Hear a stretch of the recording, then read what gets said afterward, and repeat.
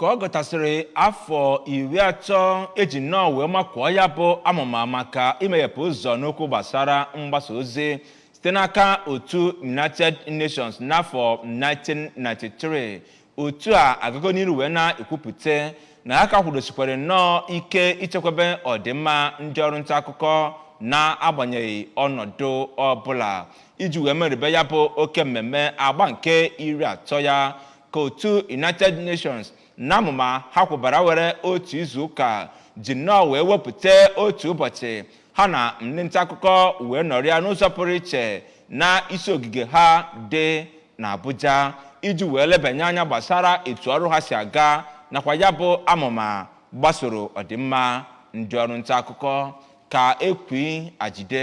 kọchapụrụ gị akụkọ a.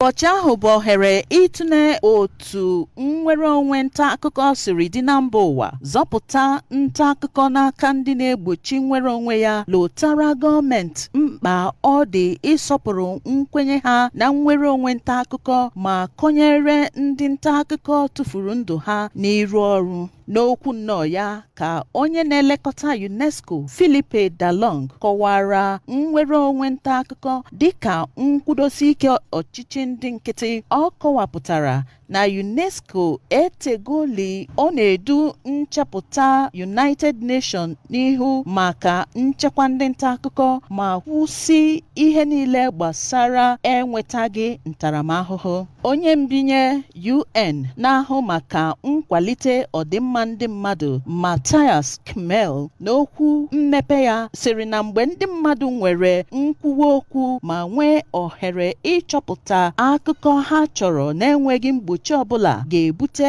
nkwalite ọmụma ndị mmadụ. O kwuru na ndị nta akụkọ ụmụ nwanyị bụ ha ka ọ na-emetụtasị ebe ha na-ebi n'ụjọ ụjọ. Nnekwu odeakwụkwọ National Human Rights Commission Anthony Ojukwu kwuru n'agbanyeghị ijisi ike na mkpa nnwere onwe nta akụkọ dị, na ndị nta akụkọ n'ụwa niile ka na-enwe mmenyu ụjọ ịkpụrụ aghara ma mkpachara anya gbochie. Ndị ọzọ kwuru okwu n'oge ahụ gụnyere onyeisi na Watch FCT Anna Daniel, onyeisi oche NUJ FCT Emmanuel Ogbeche na Jide Ọjọọ nyere ụsa otu a ga-esi bie mmenyu ụjọ. Site na Abuja, Princess Ekwi Ajide, akụkọ ụwa ABS.